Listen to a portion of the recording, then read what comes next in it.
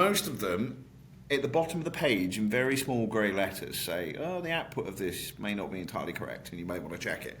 But it's, it's not like the warning on a packet of cigarettes. It's teeny down the bottom of the screen. And what that means is most people just take it on spec. So what they're doing is they want to be at the front, because guess what? Down the line, that's where the advertising revenue comes from. That's where the power of the LLMs come from, because the more you put in, the more you get out. And that information has a value down the line. And that's why they're pushing it so hard.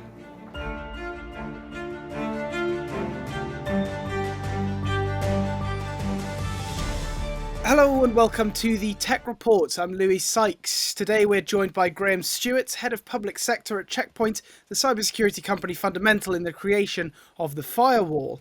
Graeme, thank you very much for joining us today. Thanks for having me.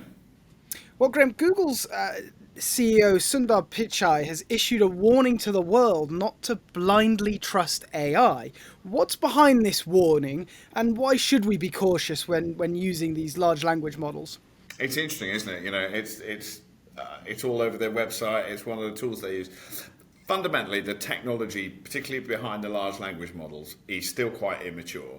So fundamentally, what they do is they take a system and they stuff as much information into it as possible, and that uses various algorithms to then interrogate that information and present you with an answer. There's a number of interesting things around this.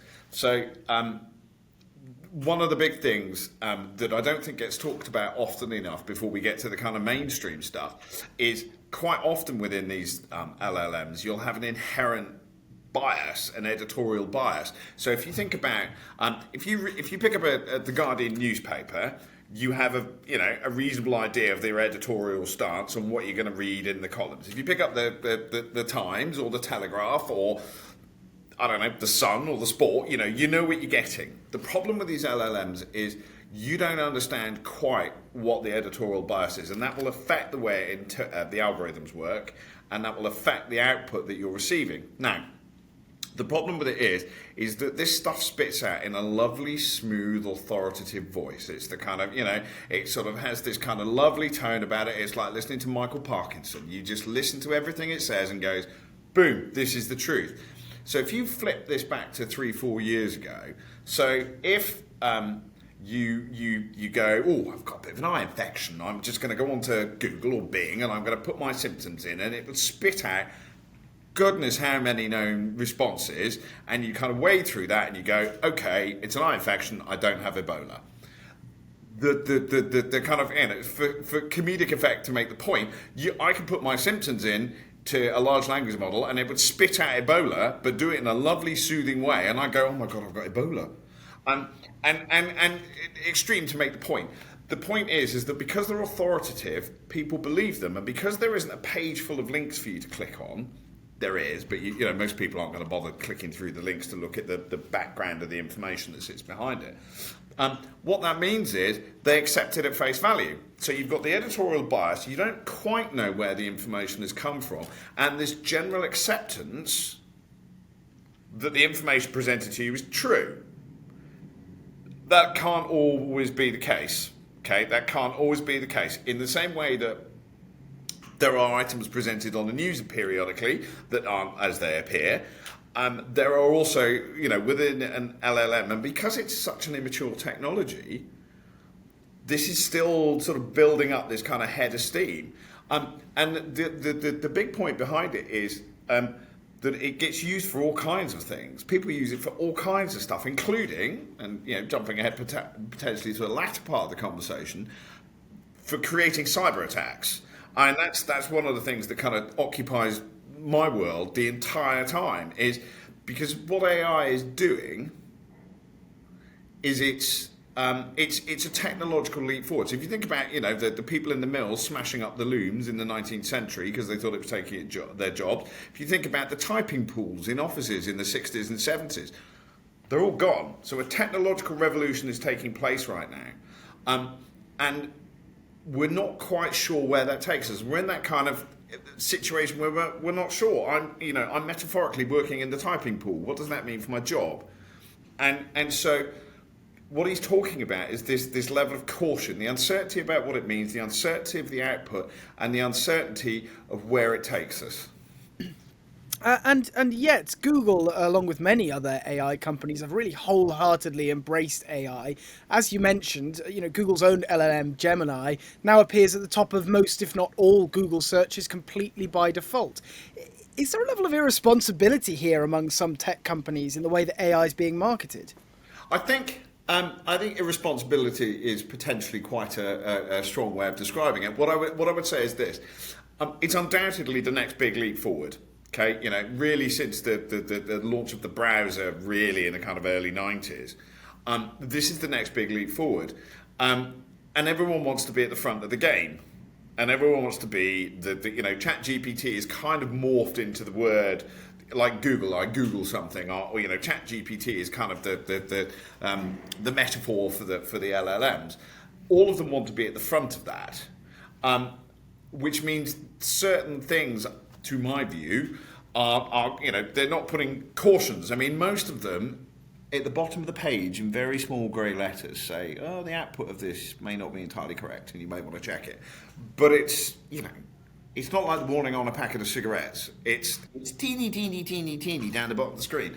And what that means is most people just take it on spec. So what they're doing is they want to be at the front because guess what? Down the line, that's where the advertising revenue comes from. That's where the power of the LLMs come from because the more you put in, the more you get out. And that information has a value down the line. And that's why they're pushing it so hard.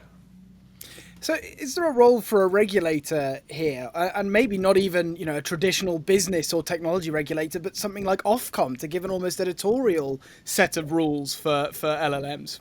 I think so. I think there's because this crosses the boundary between Ofcom and the ICO, and I think like anything, as technology goes forward, you have this concept of legislative lag. Where legislation and successive governments, not just ours, around the world, struggles to keep up with technology. So if you there's the classic example of someone being caught in 1964 on the M1 doing 190 miles an hour. And so at that point, government goes, we probably should do something about this. And that's where the 70 mile an hour speed limit. But it took them 3 years to get that through Parliament. The problem is 3 years in our current state of affairs is too long. But the legislative lag, because it's really hard to get this stuff into legislators' heads, get it approved, get all the outputs, the outcomes thought through.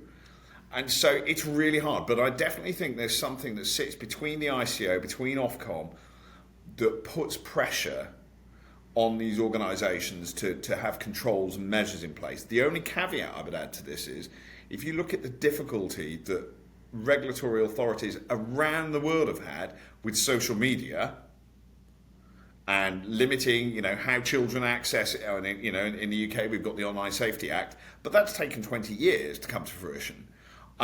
We probably need to be doing this an awful lot quicker, and I don't for a moment suggest that that's an easy task. And of course, this warning about trusting AI coming out of Google, and this discussion we're having today has been about companies that are, at least to some extent, beholden to regulators and the laws of the countries they operate within. But how could bad actors take advantage of AI in that sense? So if we step back to something we said a moment ago, where we talked about the fact that jobs were replaced. Take the typing pool, okay? So the reason typing pool was replaced is because word processors and latterly, Office and all those types of tools massively increased the productivity, which means a business could cut its costs by getting rid. Don't need a typing pool anymore. Execs can type their own emails, right? No one needs to write a memo out and send it round. It's gone. And so one of the fundamental things that AI tools do, and there are a lot of them, not just LLMs, if you take a step back, this is about a productivity increase. And guess what? AI is really good at developing cyber offensive tools and malware and ransomware and everything else. So these are being used. There was a report about a couple of days ago about one of the AI tools being used to develop ransomware. It's a productivity increase. So forget all the other the bit that goes with this. AI is going to do a productivity increase in the development of ransomware. And what it means is it's easier, and it's easier to build it, and it's easier to fine tune it, and it's easier to orchestrate an a ransomware attack or a malware attack. So, but this is just a productivity shift, and that's the bit that's really interesting here. And we are seeing case after case after case of AI generated ransomware flying around the world. So what can companies do to reduce this risk, or the risk in general of people taking AI at face value when it provides facts to them that could be, or information to them that could actually be misinformation? So from a corporate perspective, organisations like mine provide tools as part of a security portfolio, and so we will, there's a kind of traditional sort of technology that we provide. So Checkpoint, one of its claims to fame is we invented the firewall, which almost everybody now, even that's not worked for a company or is technically literate, goes, so I kind of know what that is because it kind of comes with my router on my home, and it just stops the bad guys getting in and the bad stuff and the good stuff getting out. It's a bit more than that, but that's what it is.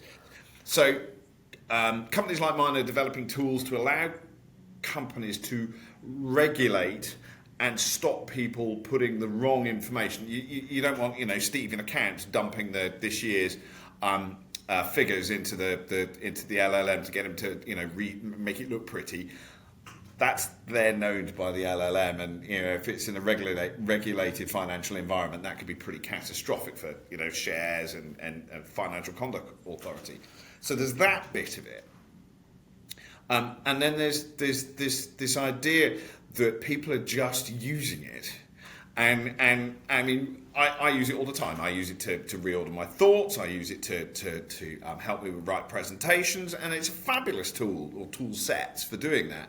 The problem with it is if companies don't have a control over what's being used, as you might imagine, ours is quite nailed down, and I can't do anything stupid, which is a blessing. And but as a company, if you're not aware that this is being used, and let me tell you, it is, whether you like it or not, people in your organisation are using this technology. If it's not done in a controlled fashion, you potentially could be hosing this information all over the internet. And so companies need to, A, accept that it's being used, and B, think about how they're going to control it. And if that's a case of giving people corporate versions of these products, which are available, that's one route, but you still need to apply controls. Or just saying, we're going to use it, but we're going to use some technology to actually control how you use it. Because if you don't, it's what's known as shadow IT, okay? And it's the stuff that isn't provided by your IT department. It's the stuff you're using yourself. And the shadow IT stuff has been a problem for years. And this AI just takes it on a factor of 100 in terms of its threat to an organisation. And on the individual basis as well, what can we ourselves do to reduce becoming a victim of rogue AI or just false information provided by something like ChatGPT? So there's a well-worn trope. If it looks too good to be true, it probably is. So if you were to ask me for about emails and text messages, right? Because everyone's had a text message, particularly this time of year, Royal Mail saying, "Oh, I need £2.19 to deliver your parcel," and you go, "Okay, that's really quick. I'll do that." Or your streaming provider says your credit card has run out, and you need to put, "Oh God, I can't have the kids." Right? Okay, right. Stop. If something looks too good to be true, it probably is. But also, you need to be suspicious if you're not expecting these things. And so there's loads of different tips you can do. Hover over the email address. That'll show you generally that it's absolute rubbish, the email address. Anything asking for your personal information that you weren't expecting, or the bank needs to get in touch. That's the other big one you see. Bank needs to get in touch. The bank will never phone you, will never email you, okay? And if it does, if you do get the phone call, if you do get the email, phone the bank yourself. Put the phone down, delete the email, phone the bank. Okay? So you need to be really suspicious. The way I always treat these things, and the way I always tell people to treat these things, is if someone rocked up at your door at 8 o'clock on a wet Wednesday night and asked you for your bank information, you'd laugh in their face. And this is the kind of electronic version of this. The problem with AI is that it makes the grammar really nice. It's got this, it generates a nice authoritative tone. Like I said, the Michael Parkinson effect. You go, oh, yeah, that looks legit.